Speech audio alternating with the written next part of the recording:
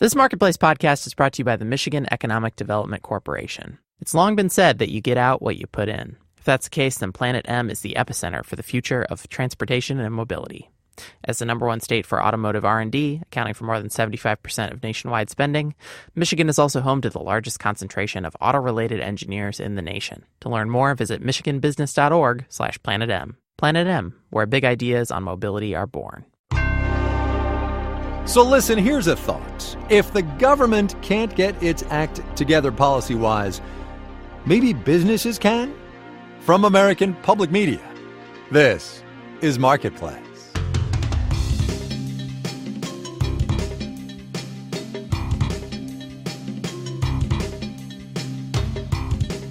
In Los Angeles, I'm Kai Ryssdal, the last day of July today. It's a Monday. Glad as always to have you with us, everybody. We begin today with an attempt to bring order out of chaos. Not the new chief of staff at the White House, not the new vacancy in the White House communications director's job, but businesses and lobbying groups putting health care behind them and trying to get people to focus on tax reform, the chosen next priority for Republicans in Congress. Tens of millions of dollars in ads and influence work is set to be unleashed to that end.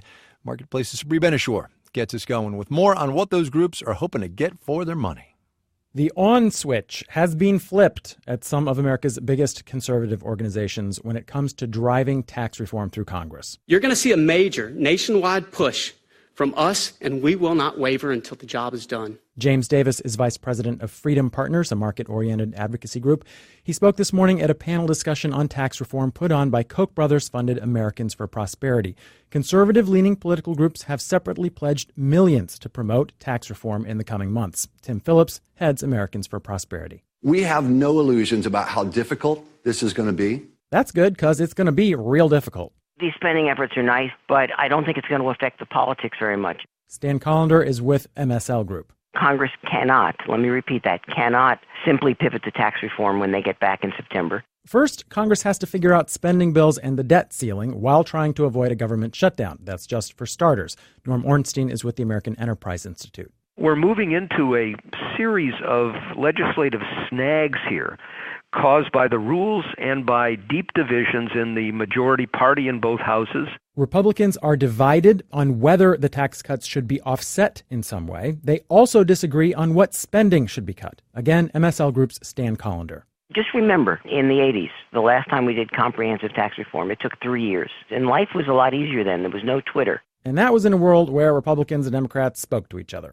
In New York, I'm Sabri Benishore for Marketplace. There was no Twitter. That's pretty good. Treasury Secretary Steven Mnuchin said this morning, by the way, that he believes there's going to be a tax bill on the floor by November. All right, moving on. Earnings season is upon us. It is well underway, truth be told, and so far corporate profits have been pretty good. Surprisingly good, actually. Most of the companies in the S&P 500 that have reported so far have beaten analysts' expectations. Tomorrow, we're going to hear from biggies like Apple and Archer Daniels Midland and Allstate as well. Marketplace's Amy Scott looks at what corporate health can tell us about the strength of this economy.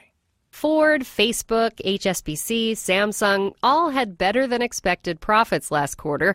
Kevin Nicholson is chief market strategist at Riverfront Investment Group. He says of the S&P 500 companies that have reported so far, about 77% have had positive earnings surprises.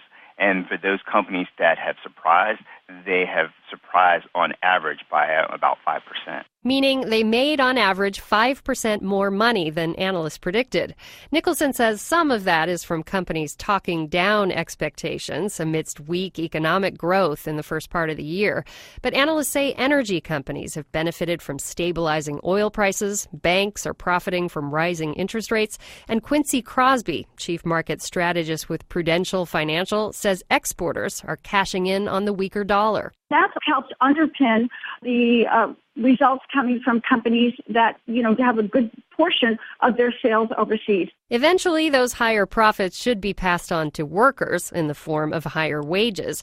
But Samir Samana, a strategist with the Wells Fargo Investment Institute, says if you look back at the economic recovery so far, corporate profitability has grown at a much faster pace than wage growth. And so companies have taken up a larger and larger share of GDP and left less for the consumers and for the workers. Analysts will be watching for better wage growth in the July employment report out this Friday. I'm Amy Scott for Marketplace. Another couple of quick things here. Number one, oil. Remember that analyst report a month or maybe two ago that said crude would hit $40 before it hits $50? $49.31 at the close. Today, it did hit $50 at one point as rumors of U.S. sanctions on Venezuela started to circulate, which is actually item number two. Today, the U.S. government added Venezuelan President Nicolas Maduro to its sanctions list in a personal capacity. That, of course, after the controversial elections down there this weekend. On Wall Street today, more record highs, just like the president has been tweeting about. Oh, also because of those corporate profits Amy Scott was telling us about too, probably, huh? We'll have the details when we do the numbers.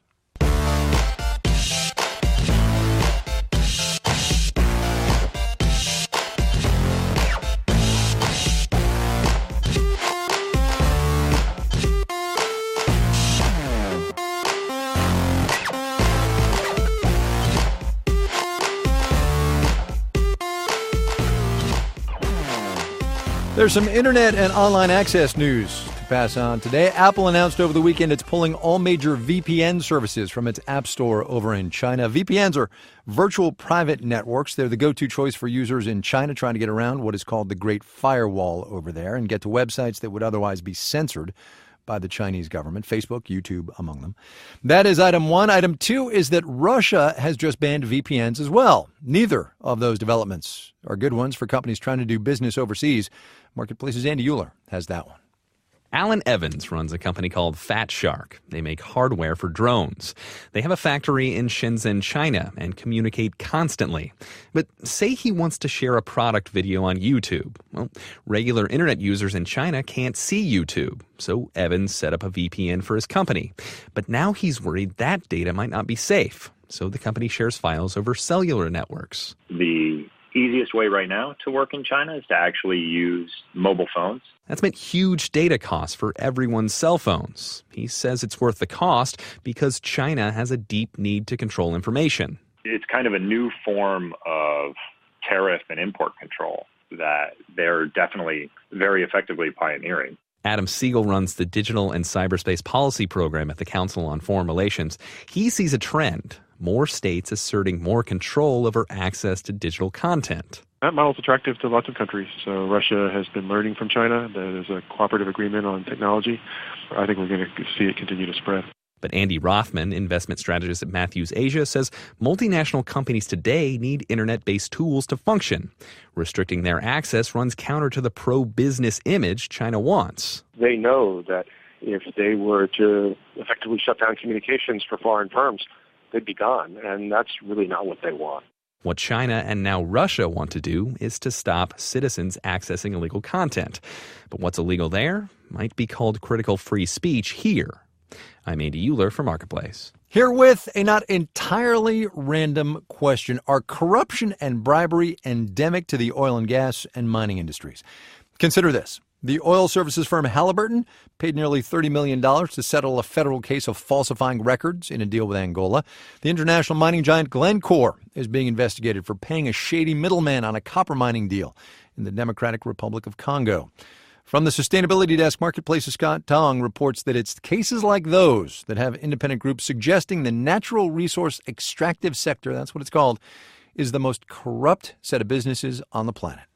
The Glencore investigation focuses on a middleman assumed to have bribed officials in the Democratic Republic of the Congo to get mining rights.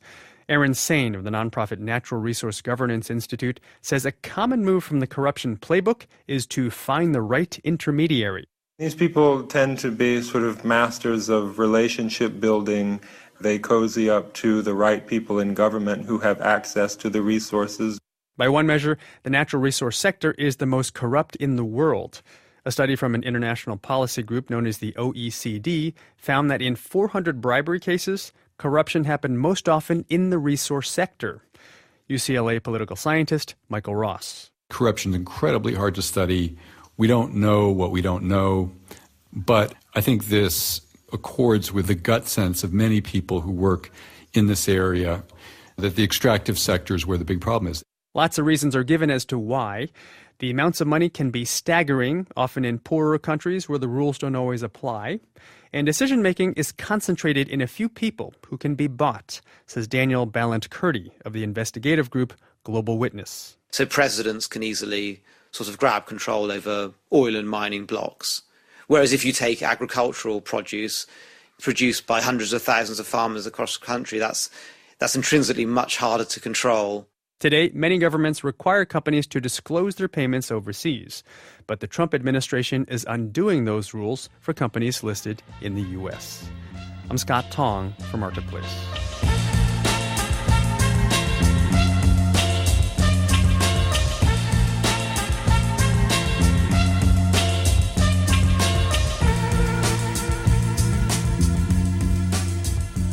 I missed this one last week, but a federal court has apparently ordered the FAA, the Federal Aviation Administration, to respond to a consumer petition complaining that the ever more cramped conditions on airplanes are a genuine safety issue, that people might not be able to get out safely in an emergency.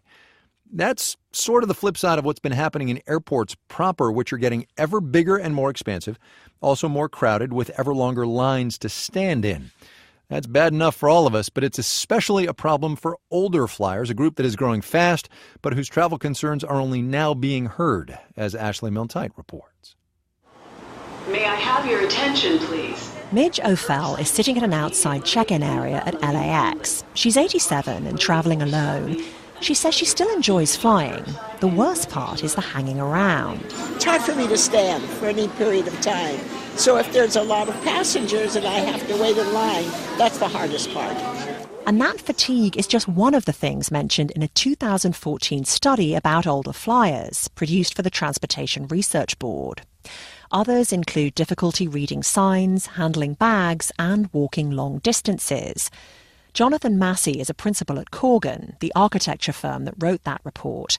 He says airports would have to spend money to make some design changes. Finding different technologies and different systems, ways to move those people through the building, does point you in the direction of a much higher level of investment. Currently, airports and airlines rely on relatively low-cost assistance via wheelchairs and carts, but those solutions don't always work. Last Thanksgiving, Lauren Tucker and her 85-year-old mother were heading to Charleston and had to switch planes in Charlotte. But the cart that was meant to get them and a lot of other seniors to their connecting gates didn't turn up. The minutes ticked past. Everyone was getting anxious. I finally started just running down the concourse looking for somebody with a cart. They barely made it. Then the doors closed behind them. Joan Eisenstott knows the feeling. She's 70 and lives in Washington, D.C. She's working full-time as a consultant to the hospitality industry. And traveling more than I'd like to. She uses a cane at home but needs a wheelchair pretty much everywhere else, so she books ahead through the airline. But after one recent landing, she waited so long for her chair to arrive, even the crew got ready to disembark. The next crew was right outside the plane ready to board, and in fact they did board. And everybody kept saying, well, we'll check on the wheelchair, and it didn't come. They were ready to board the next flight's passengers, and I was still on the flight. She complained to the airline, but they said, sorry, not our problem. That service is provided by a contractor. She's had so many bad experiences, she's complained a lot. But one complaint did bring a happy ending. She was marooned outside the terminal one cold morning at Reno Tahoe Airport in Nevada. Unbeknownst to us, she had had a very bad experience traveling as a disabled passenger. Brian Culpin is Vice President of Marketing and Public Affairs for the airport. After Eisenstott gave him an earful, the airport made changes. They brought in a disabilities expert for advice, set up a new drop-off area for wheelchair users, and they're adding other amenities. Visual paging is the next thing that we're looking at here in the airport. So anyone hard of hearing can see those overhead announcements displayed on a nearby screen. Eisenstott says if only more airports and airlines could make some adjustments, it would make her life a lot easier. I get so anxious before any trip that it adds to the stress of the work I'm going to do. And Jonathan Massey of architecture firm Corgan says stressed travellers are the last thing airports want, but not for the reasons you might think. People who are stressed don't shop. They don't spend money. They focus on getting to their airplane. He says improving older passengers' experience could directly affect airport revenues. I'm Ashley Milne-Tite for Marketplace.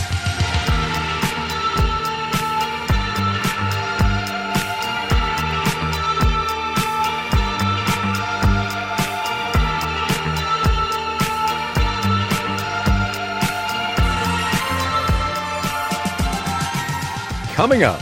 I was rather confused. I was like, where'd my money go?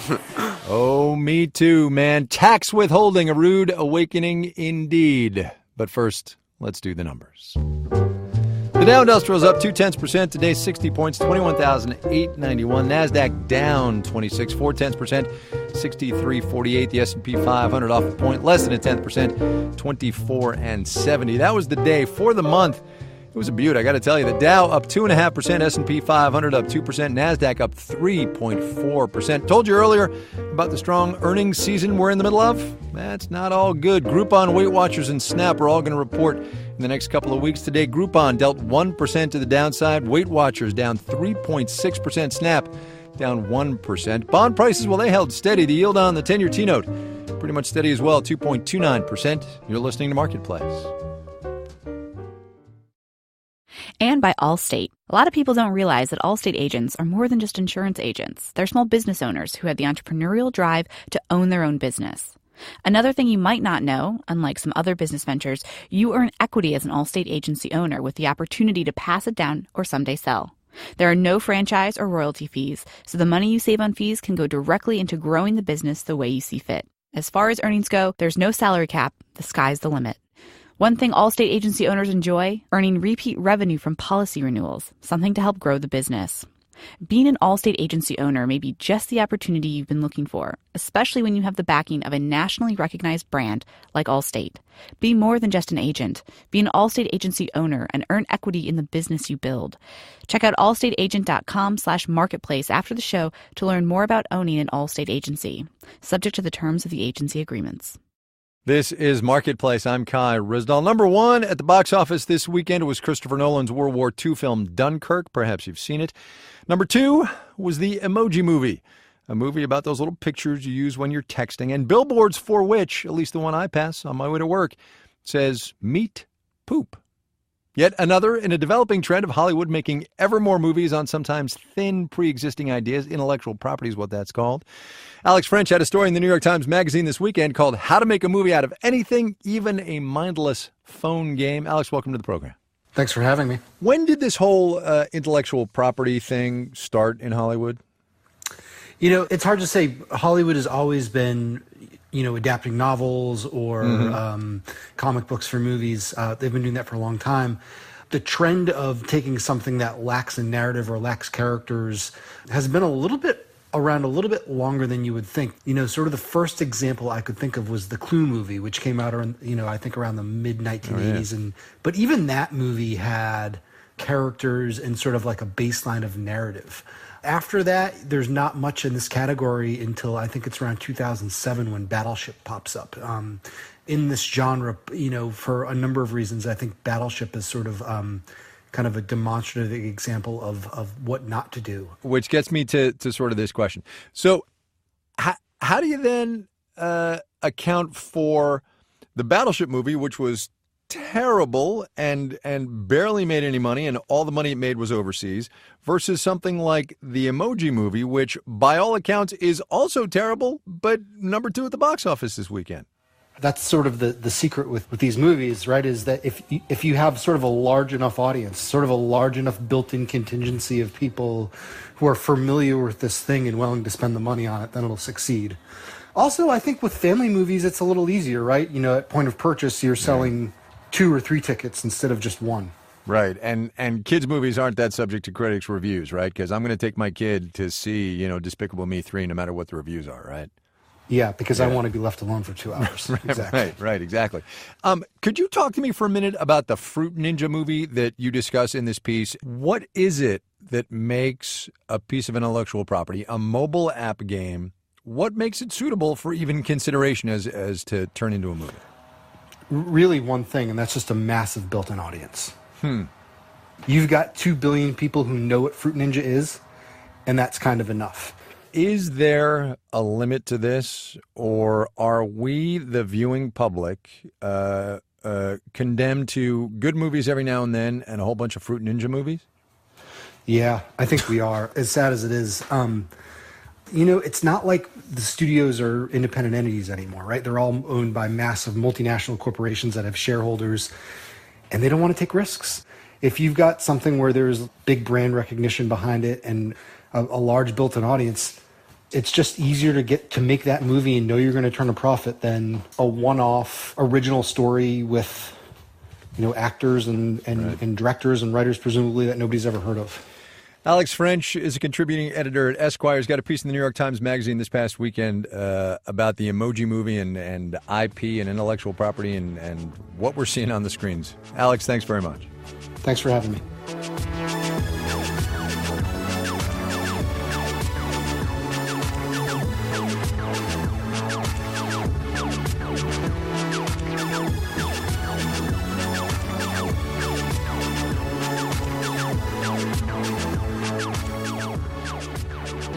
We were talking earlier about tax policy in the aggregate, the big picture stuff of rates and brackets and corporate taxes and loopholes and how the politics of all that is going to go. Now, as Congress maybe kind of sort of gets ready to do tax reform, a detour into the nuts and bolts of taxes in this economy and how it's all going to work. First up, from Marketplace's Adrian Hill, how your money gets to the Treasury Department's bank account, federal income tax withholding, whence it came, and why. Here's Adrian. Discovering tax withholding is its own sort of rite of passage. There's that first job. My first job was at the Port of Long Beach. It was a summer internship where I interned in the engineering department. And then that first paycheck. I was getting paid $10.10. Leonel Tescareno is 17. He spreads out a pay stub from that internship. 60 hours a pay period. He was expecting $606? But withholding. Federal income taxes. $60.09 were taken. State withholding, Medicare, Social Security. His $606 turned into $492.96. I was rather confused. I was like, where'd my money go? Rewind to 1943. World War II. Before federal income tax withholding as we know it today. Will you have enough money on hand to meet your payments when they fall due? This is from a Disney-produced film promoting the virtues of saving up for taxes. But you don't want to forget our fighting men, do you? No, sir. Then you'll have to start saving right away to meet your tax payments. It wasn't just Donald Duck who struggled to save up. Anuj Desai is a professor at the University of Wisconsin Law School. He says during the war, tax rates went up, and a broader number of people were expected to pay them. There was a wartime saying. The income tax was trading its morning coat for overalls. You know, this idea, really everybody was being subject to the tax now. For the most part, says Desai, the public discussion around withholding was focused on helping the taxpayer, on solving Donald Duck's dilemma. And so the thought was that if we withhold a little bit every paycheck, people won't have to worry about the problem of coming up with a huge chunk of money. But withholding is also a remarkably efficient way for the government to raise money.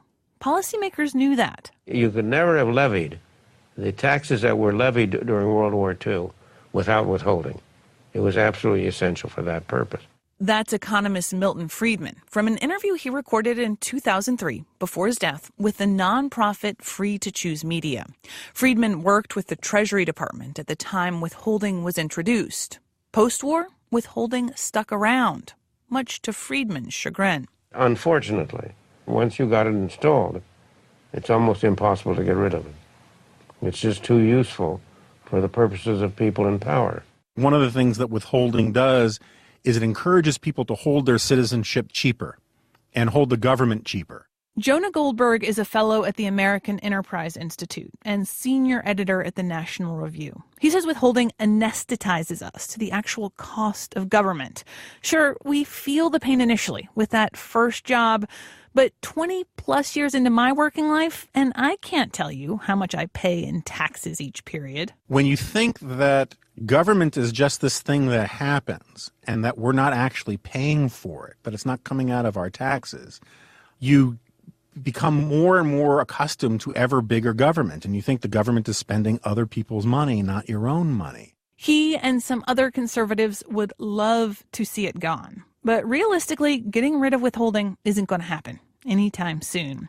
Eugene Sterling is a fellow at the Urban Institute. Withholding and its close companion, information reporting, is absolutely necessary to get compliance with the tax laws. In other words, if our employers didn't tell the government how much we make, and if they didn't pay our taxes for us, some of us just wouldn't pay up. I'm Adrienne Hill for Marketplace. All right, so if you had your druthers, what would you like to see changed about the U.S. tax code? You can tweet at us. The show is at Marketplace. I'm at Kai Ryssdal. I've been told I should spell that, so it's Kairyssdal.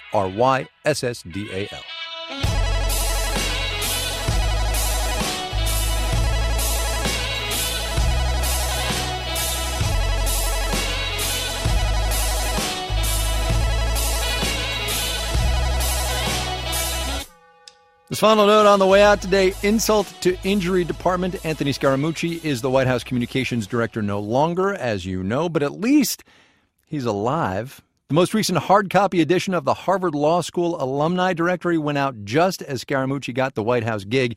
His name in the new one has a little asterisk next to it, noting that he had died since the 2011 directory was published. Again, not dead, but yes, out of a job.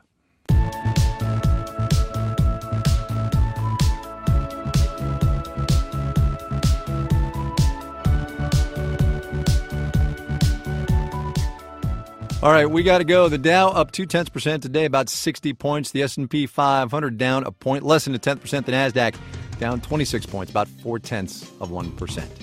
Our daily production team includes Bridget Bodner, Robert Garova, Jenny Josephson, and Daisy Palacios. I'm Kai Ryssdal. We will see you tomorrow, everybody.